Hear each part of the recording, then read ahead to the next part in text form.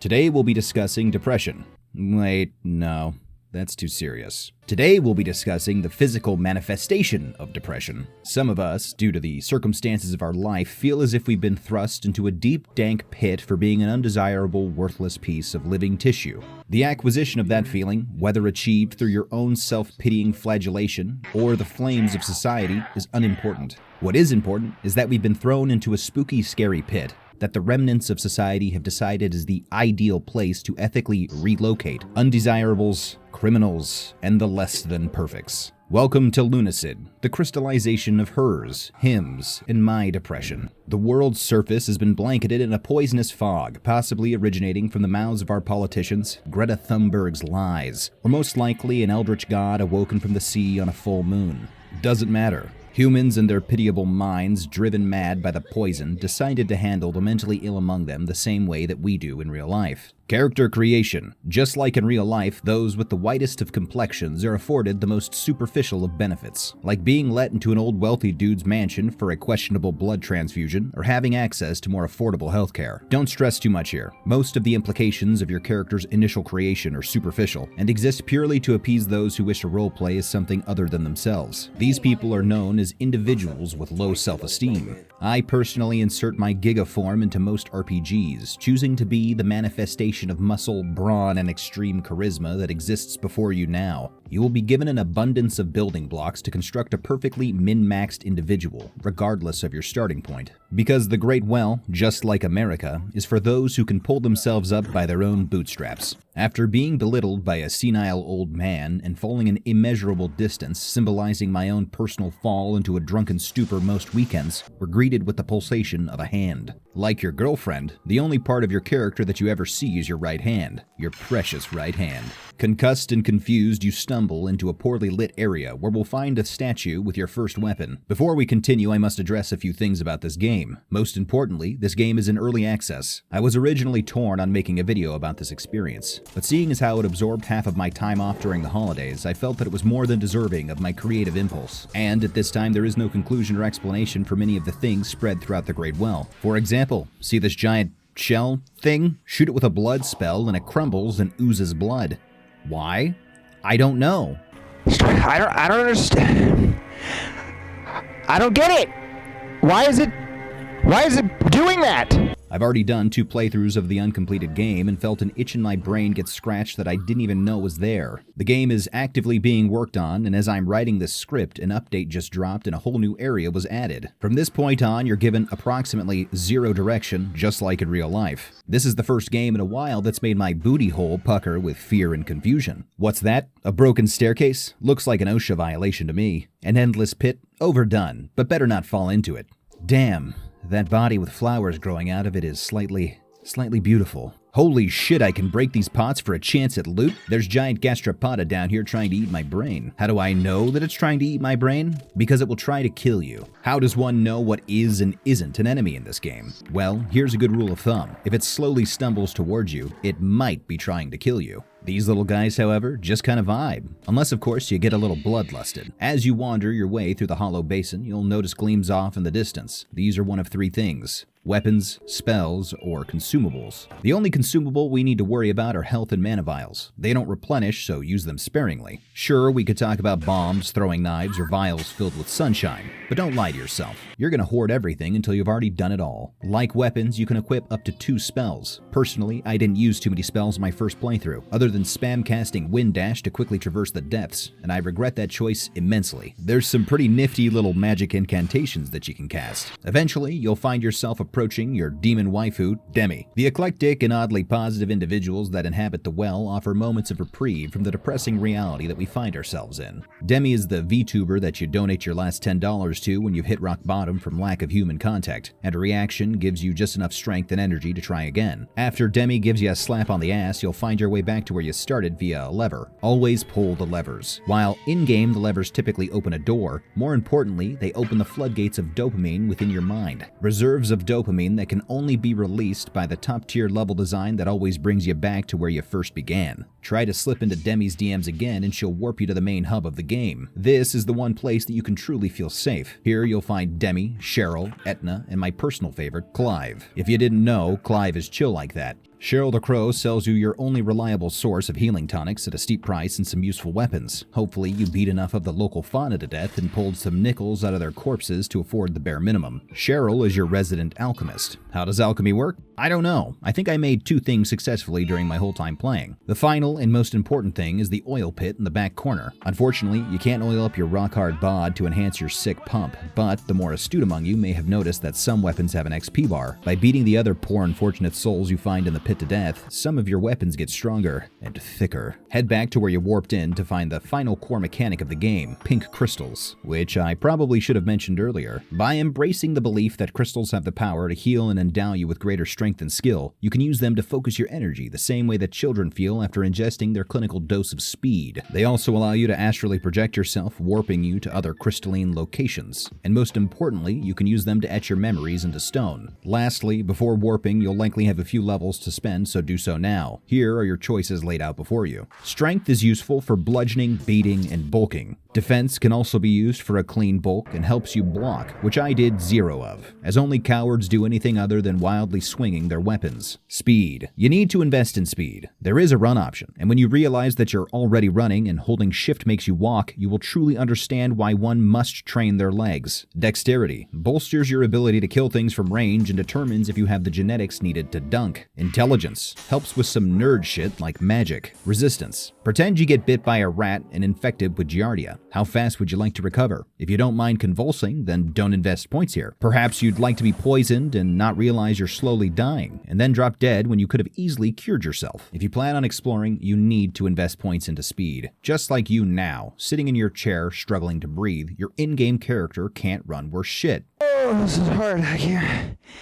So out of breath. Additionally, some areas of the game are hard-locked behind your ability to jump. At this point, if you're feeling interested in the game, you should really stop watching. I'm going to get into some of my favorite parts, and I truly believe that this game is best experienced completely blind. Once you warp back, you'll notice something. Unless you're spatially gifted, like myself, you probably have no fucking clue where you are or where to go. Now, you can be a little bitch and go into the settings and turn on the compass. But, let's take a quick look here. I don't see a compass anywhere. Do you? To be completely honest, my brain didn't even parse the option to turn on the compass during my first playthrough. It would have made aspects of the game much easier. You may also be wondering, what is the point of this ill-lit shaft that we've managed to get ourselves into? Grave robbing and ecosystem violation. Once you figure out how to get past that creepy-eyed door thing, we get to the Temple of Silence, the first of many peaceful and spiritual locations. Now, I may be a massive Omega Chad of a man, but I was home alone when I played this, and I was also a few adult beverages deep. And let me tell you, I did not like being down here. Not one bit. Not at all. Be sure that you pick up the torch on your way down, otherwise you may find yourself questioning the game design and feeling old since you can't see anything. As far as the spook meter is concerned, this place had me getting peeked all over the place. The boys down here got a little too religion-pilled and accidentally scooped their whole faces off to prove their faith, or something. Let's use our friendly mummy friends here for another lesson about the well that we now reside in. While you are free to simply bash the enemies you encounter to death with whatever sharp or blunt object you desire, you can either smash quickly or charge up to do precise strikes to avoid being groped inappropriately. A greater level of success will be experienced if you target specific body parts. What does that mean? Well, it means if you bash their head or arm enough times, they'll pop. Like most creatures, regardless of life or death, disconnecting major body parts from their connection to the nervous system has a significant impact on their ability to control said body part. I suggest that you experiment with what can and cannot be removed from our enemies, as not all residents of the well share the same anatomy. It is truly horrific to wander around aimlessly and be molested by skinny white guys. This is where that bleeding rock I mentioned is earlier. I still have no idea why I broke it and why it's bleeding. Now children, take a moment to open your third eye. You see this wall? Sure looks like a wall, huh? But if you look closer, you'll see there's a line. This line is unlike this line, or even this line. Now, if you're like me, you may be thinking that smashing your way through is the only option. Try your brute force gorilla method. Maybe the game's textures are just shit, only to realize hours later that there's a possibility. Maybe asking the door was the real way forward. Go ahead and give this wall a little caress with your E button. You should now notice two things and have a painful yet clarifying realization. Thing one, A little question mark appears on false walls. Thing 2. This is a false wall. The painful yet clarifying realization, you ask? You can now not trust any wall in the entire game. I will strongly advise that you look for these, as they hide many useful things. Useful things like broken armaments, uppers and downers, anabolic steroids for muscle growth, Adderall to sharpen your mind, outdated analog media forms, and Jaleisha. Jaleisha is what's known as a bad bitch. Jaleisha is one of the many reasons you stay focused on you, King, as after heading on a quest to find your boyfriend, educating her that he died being vored by the local slime skeleton population, she makes a move on you. I don't know about you, but I sometimes think about what a slime girl could do given the trust and a chance. Anyways, the in-game representation of downtown Seattle does its best to bend gender norms and address the 2023 dating rituals by taking a zoomer approach. As you can see here, the Short Kings band together to create a low center of gravity, power in numbers squad, while some of the more simp-like rats will fuse with their e-girl of choice, creating monstrosities that will chase you down woefully lit corridors and try to get into your pants. Rip you to shreds. A quick moment of precise guidance, if I may. While in the fetid mire, you need to find something. While you should be obviously looking everywhere for useful gear that can aid you in your quest, as exploration of this game is what grants access to the chemicals the brain needs to feel good, I will call out a specific need to find this broken sword. Why? Because when you beat enough homeless and terminal demons to death with it, it turns into a lightsaber. While you already probably upgraded your stupid Ooga Booga Fire Stick into a crusading wand of justice, this is better and cooler because it goes, lights up the area, and sets things on fire. A crucial element to this game's combat is setting things on fire. Toxic devil slimes harassing you while you wade through the refuse produced by the people from the surface? No matter. Simply cover them in gasoline, light them up, and walk away. If at this point you've stumbled into a dark red area that may or may not be filled with blood and shrieks, turn around. Do not come here. Trust me, you're not ready.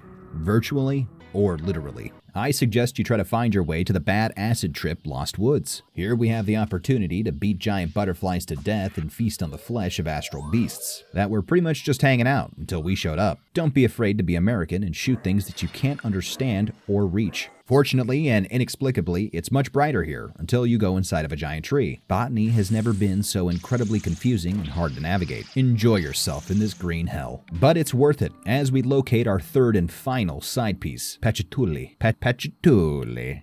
I don't know, man. She's got a shop with useful consumables and reasonably priced normal health files. Take some time to look around. There are some cool things like man-eating plants and oops, what's that? You fell into a grave and now you can't jump out. Sounds like someone didn't consider the consequences of their actions. Don't ask me how to get out. You're the dummy who fell into that grave. But let's not be ungrateful for the situations that the universe puts us into. How's about we turn this little boo-boo into a chance to grave rob? Welcome to spooky dark area that you can't see anything in, area number 2. Hopefully you've been leveling smart this whole time, as having a high dexterity level is pretty much essential to proceed if you haven't saved any ocean shards. I haven't discussed ocean shards. They're the emergency, I didn't plan and I'm panicking button. Fortunately, by sparking up some dank herb, you can illuminate the whole area and reveal the eldritch horrors that were beating you to death previously. And while you may be thinking, this is pretty deep, we need to go even deeper, bud. This place, like much of current American infrastructure, is crumbling, and that means we can go from the accursed tomb to the catacombs. What's the difference? Mainly the flying horse heads that make horrible shrieking noises, and believe it or not, even scarier, tighter corridors. It is also prudent to mention that weapons and magic all do different types of damage, meaning that plain old steel won't cut it. You'll need the power of friendship, God and anime, or good old silver to damage the undead, post-life identifying, and vitamin D deficient. I strongly suggest that you thoroughly clean out the graves while you're down here. What's that? You want to go even deeper? Shoot, my loot pouch is getting a touch heavy and we haven't saved for a couple hours. Oh well, it's not like grave robbing and greed has ever treated anyone wrong. Let's see how deep we can get. That's what he said. Not only can you find a cool-ass staff that shoots white-hot flames, but you can also fight a terrifying headless demon and find a book with no purpose. Feeling confident from the demon blood on my hands, I think, let's head deeper. Who gives a shit about these stupid flying orbs? Oh, what's that? Death approaches? That's probably... Holy shit, is that death? Anyways, let's head to our forest waifu again. I don't know what triggers it, but she will give you a quest to go give her some head. I mean, get a head.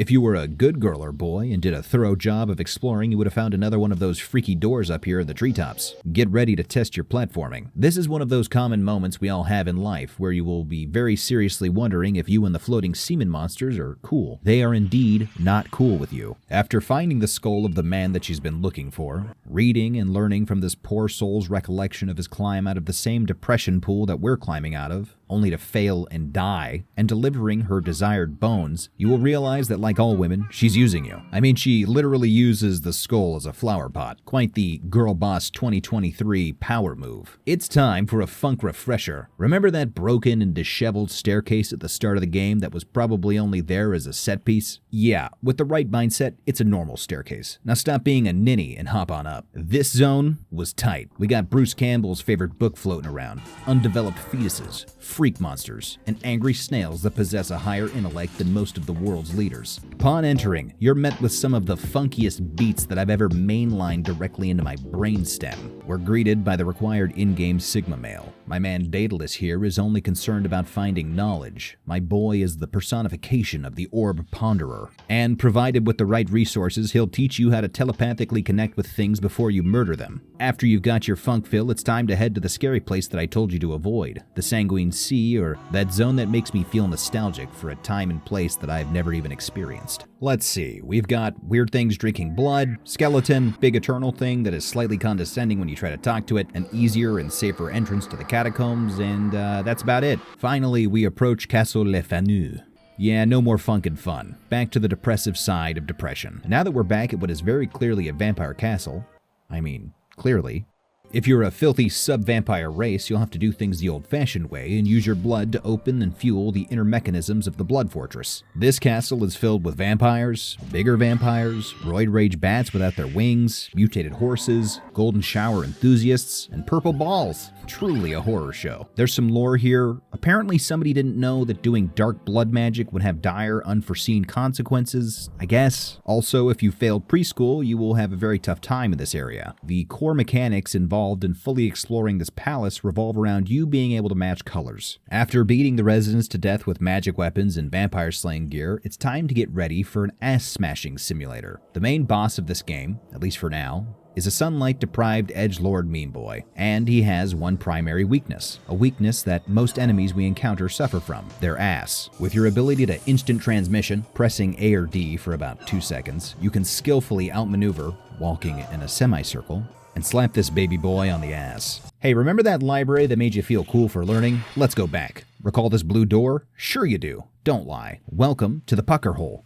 Upon first glance, there doesn't appear to be much going on here. However, with the eyes of a hawk that you've gained looking for slight texture differences and slight lines and repeating textures, you may notice a small bundle of pixels that you can hop on. If you haven't realized, things are getting a little bit brighter, and honestly, you're feeling pretty good. You know, honestly, I don't remember the last time I felt sad. I'm feeling pretty great about this climb. Well, we made it. The Great Well Surface. Our depression has been conquered. Through our journey, we've learned that with the power of will, we can pursue our dreams and overcome our darkest perversions.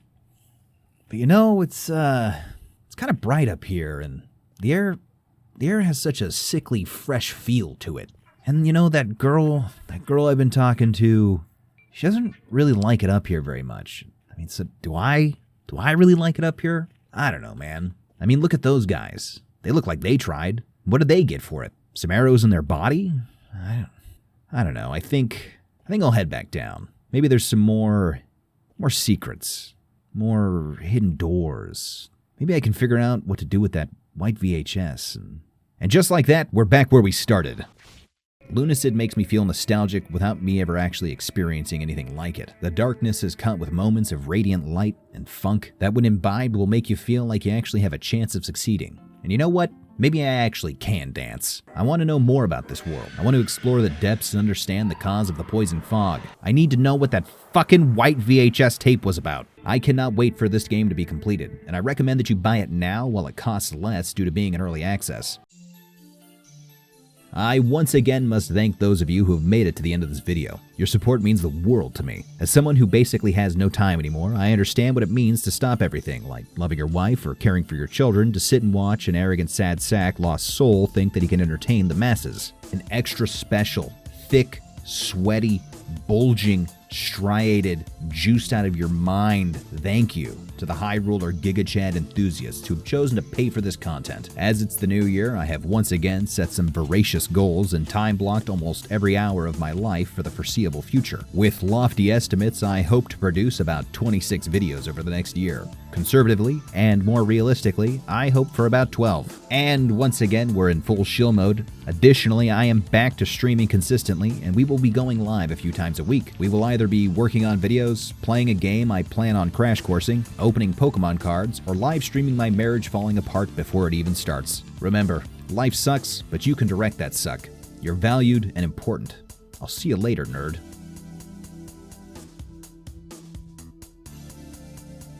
Yeah, it's your big titty bitch here, PPP. I love you. Bye.